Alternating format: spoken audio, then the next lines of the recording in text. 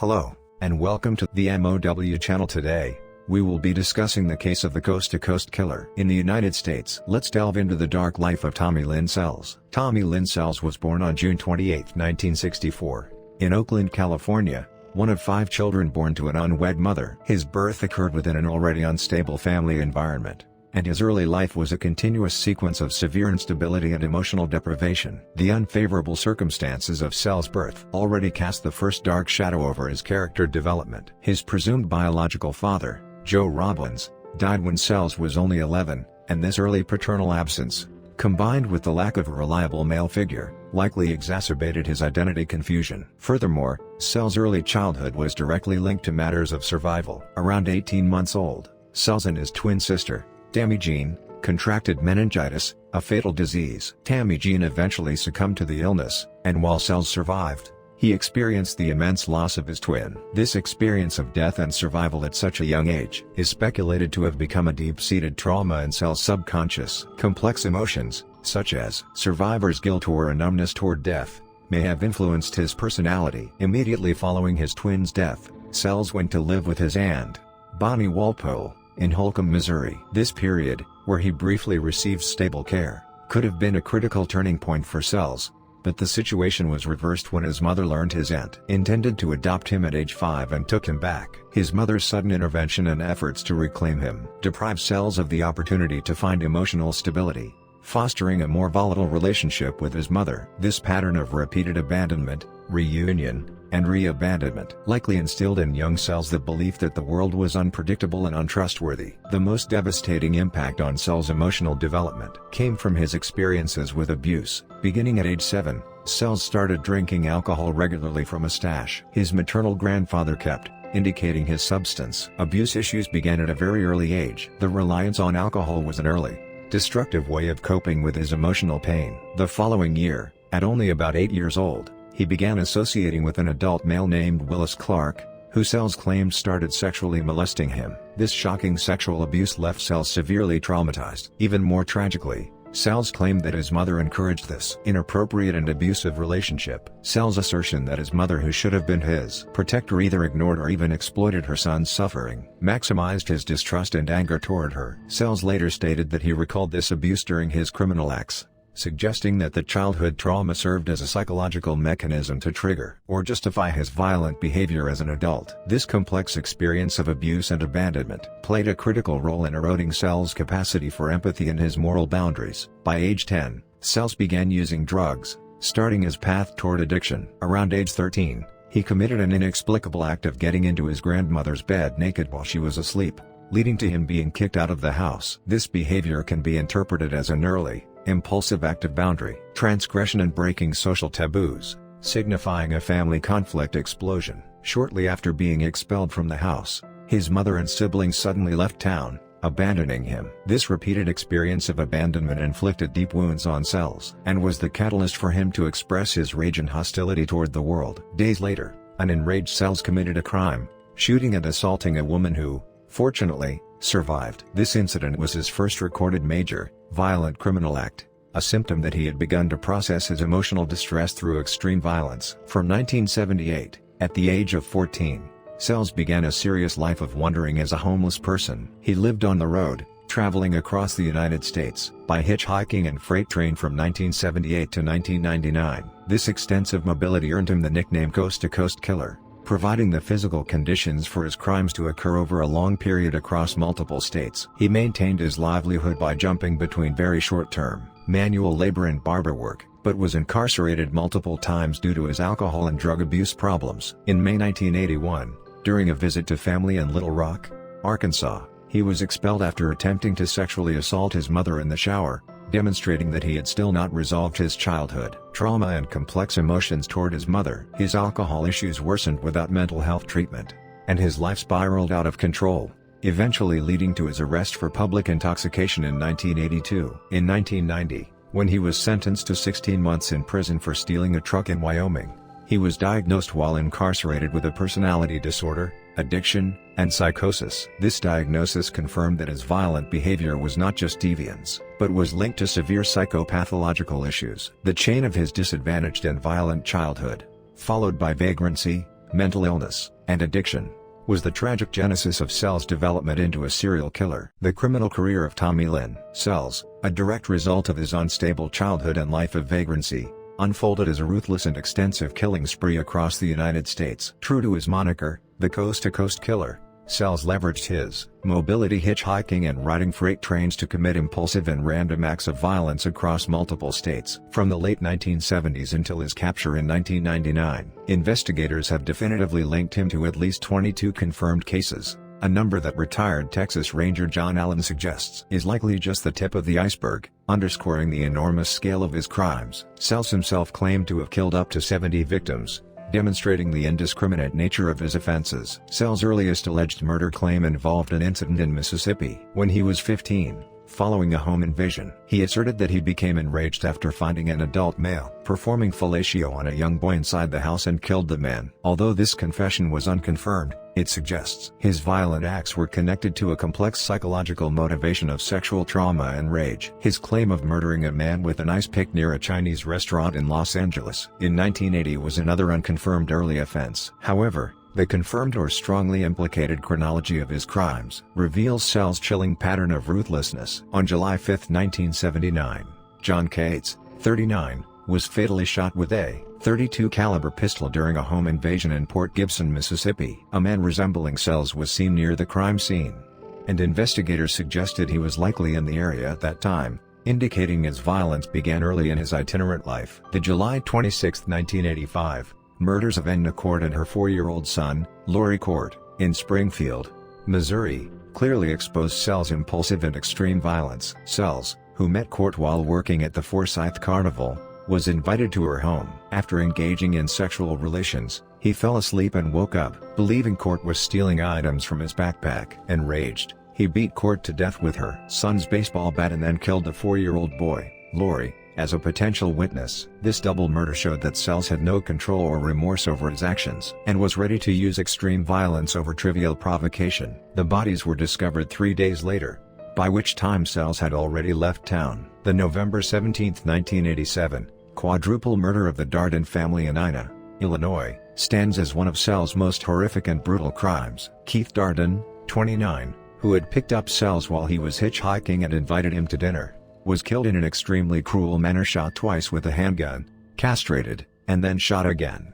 Keith's 3-year-old son, Peter Darden, was beaten to death with a blunt object. Sells then attacked Keith's 30-year-old pregnant wife, Elaine Darden. Elaine was so severely beaten that she went into labor and gave birth to a daughter, but Sells proceeded to beat the newborn baby to death as well. This incident showed that Sells' actions went beyond simple rage or robbery, taking the form of inhuman cruelty mixed with sexual perversion. His ruthlessness transcended state lines. The December 9, 1991, murders of Teresa Hall, 25, and her 5-year-old daughter, Tiffany Hall, in Marianna, Florida, who were bludgeoned to death with a wooden table leg at their home, was another crime confessed to by Sells. The killer kicked in the front door, broke a wooden table, and used one of its legs as the murder weapon. Sells used various weapons, including blunt objects, knives, and guns, committing crimes in an unpredictable manner. On October 15, 1997, Stephanie Mahaney, 13, was murdered in Springfield, Missouri. Sells confessed to pulling her from her bed at night,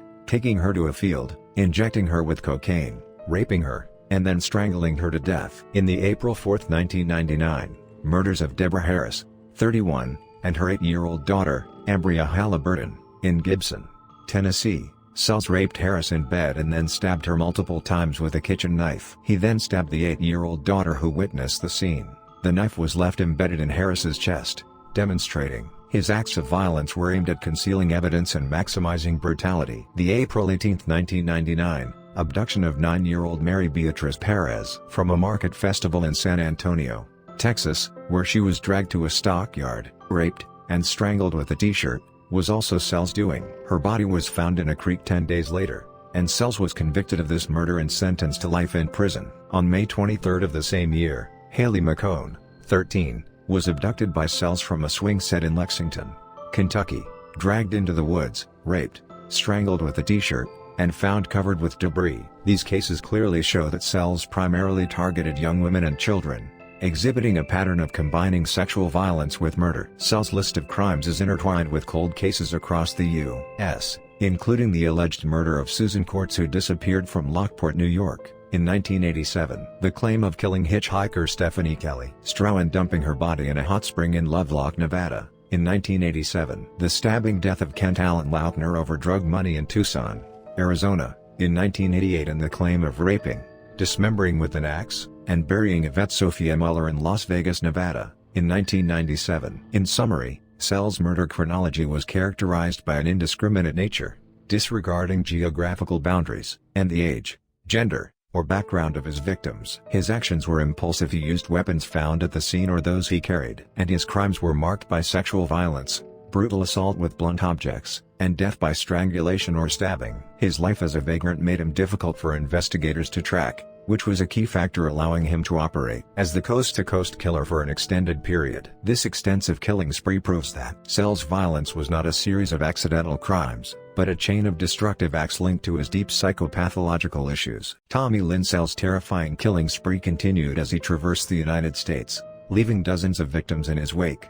But the decisive end to his criminal career came from the testimonies and resistance of the brave survivors who were attacked by him. Specifically, the cases of Crystal Sorrells, who miraculously survived his final attack in 1999, and Fabienne Witherspoon, who exposed Sells' violence early in 1992, were the critical moments that brought Sells' long criminal record to a legal crisis. Sells was convicted of only 2 murders, and the crucial piece of evidence that led to his arrest and eventual death sentence came from an attack on December 31, 1999, in the Guajira Bay area west of Del Rio, Texas. This incident vividly illustrated Sells' indiscriminate violence and how close his downfall was. On that day, Sells broke into the trailer of Kayleen Katie Harris, 13, whom he raped, stabbed 16 times, and slit her throat, killing her. Crystal Sorrells, a 10-year-old girl who was also at the location, became another target of Sells' brutal attack. Sells slit Crystal's throat, but miraculously, Crystal survived despite the deadly wound. Even with a severed windpipe and other severe injuries, she made a desperate effort to save herself. Bleeding profusely, Crystal managed to crawl about 400 meters in the darkness and successfully sought help from neighbors. Crystal Sorrells' survival was the most critical turning point in Sells' criminal career. Not only did she survive her life-threatening injuries, but she was also able to provide a detailed and accurate description of the assailant to the police. This courageous testimony from the young girl became the decisive clue that allowed the police to create a sketch and narrow down the suspects, ultimately leading directly to Sells' arrest. If Crystal had died at the scene or been unable to testify due to her injuries, Sells likely would have continued to commit murders across the U.S. Crystal's incredible resilience and testimony made it impossible for Sells to escape the justice he had avoided for so long. Her story was later detailed in a 48 Hours episode titled Crystal's Courage, which explored how her bravery led to the capture of a serial killer. Another significant incident that exposed Sells' early violence occurred on May 13, 1992. With Fabienne Witherspoon in Charleston, West Virginia. This was an early instance where Sells' impulsive and uncontrollable violence surfaced. Before he was definitively identified as a serial killer, Witherspoon, then 19, felt sympathy for Sells after spotting him begging under an overpass with a sign that read, "I will work for food." She drove him to her house to buy him something to eat, but while she was away, Sells retrieved a knife from her kitchen, attacked her, and attempted to rape her after confining her to the bathroom. However, Witherspoon was not a passive victim. She resisted fiercely and fought for her life. She repeatedly struck Sells hard on the head with a ceramic duck, wrestled the knife away from him, and stabbed him, causing serious injuries that penetrated his kidney and liver. Sells was also castrated in the struggle. Sells retaliated by striking her head with a piano stoolie, but eventually tried to flee due to his own severe injuries. The wounds ultimately led Sells to be hospitalized and subsequently taken into police custody. Witherspoon suffered severe injuries, including deep lacerations to her head and severe hand injuries, but she survived thanks to her brave and desperate resistance. Sells eventually accepted a plea deal for malicious wounding in this case and was sentenced to 5 years. Although this incident did not permanently imprison him,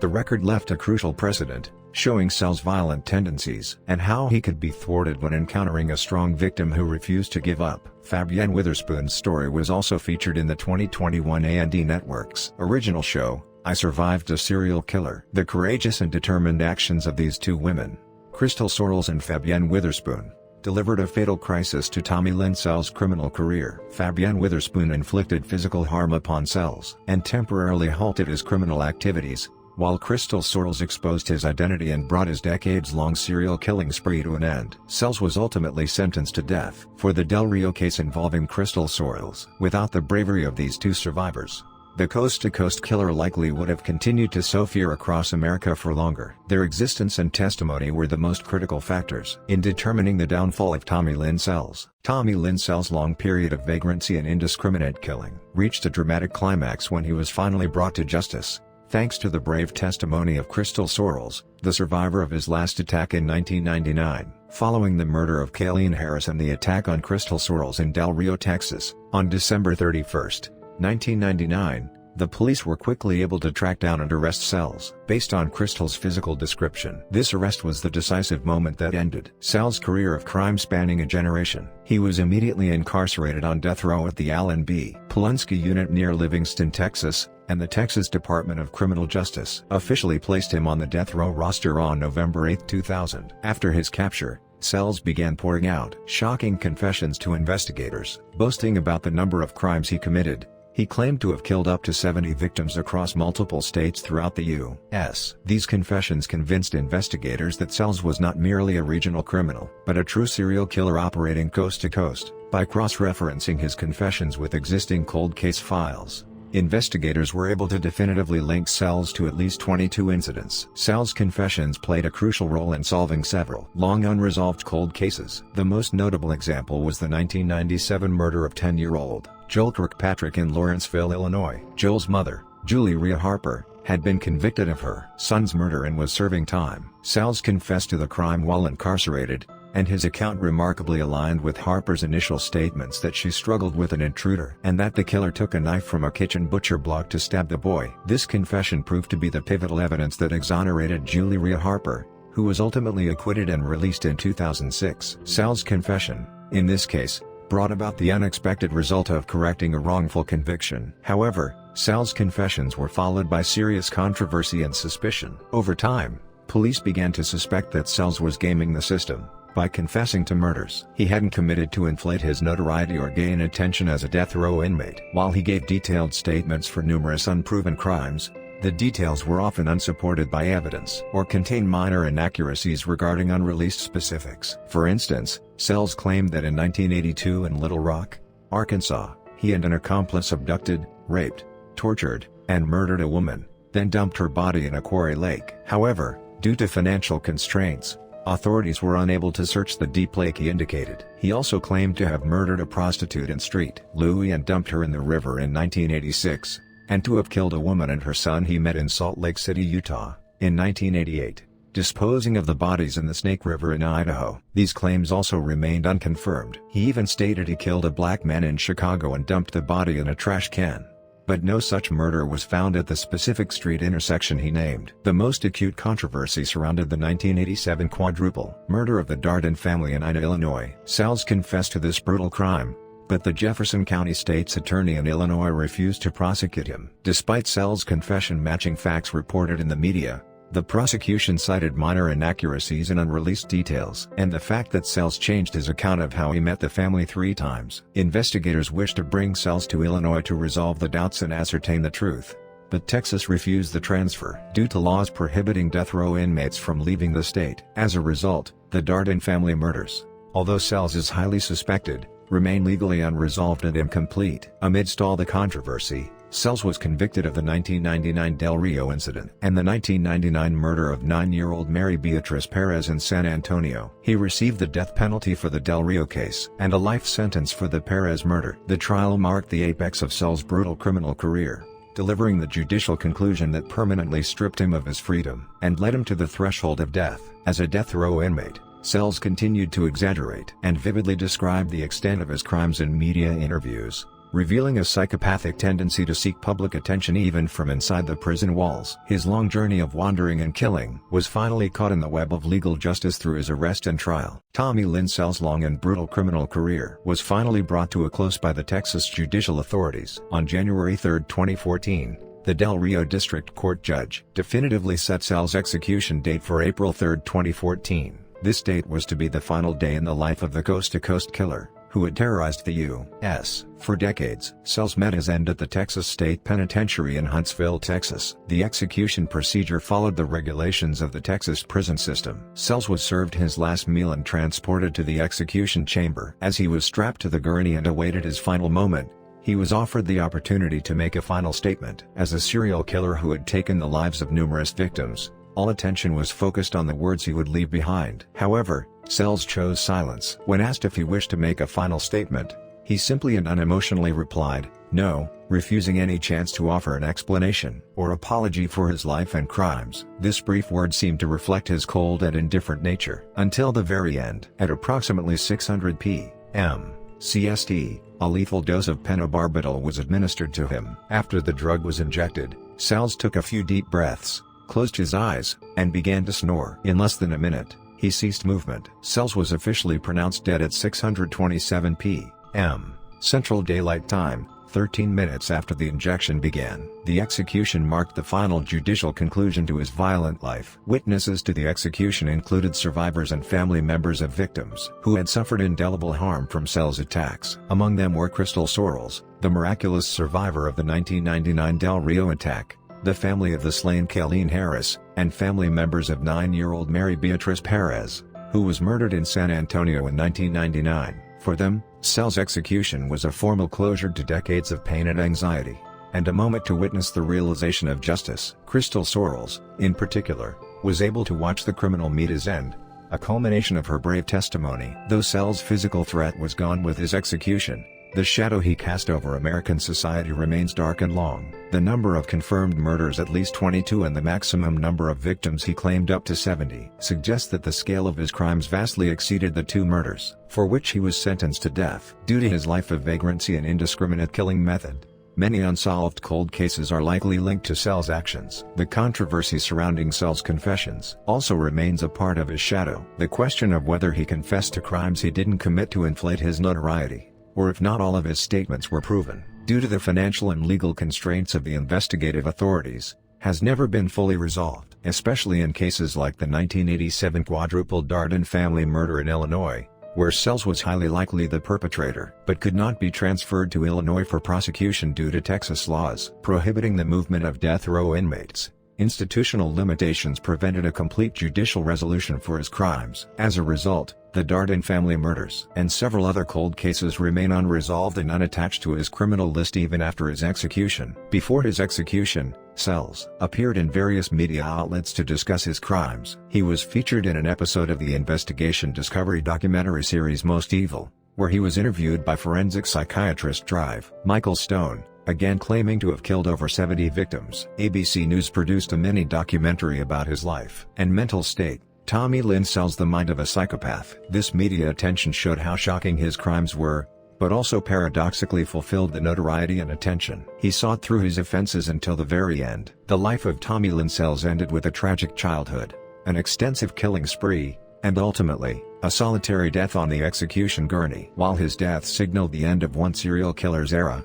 the many unconfirmed victims and unsolved cases he left behind ensure that the name Coast to Coast Killer will remain a long, dark shadow in American crime history. His execution delivered justice, but the full extent of his crimes is likely to remain a mystery forever.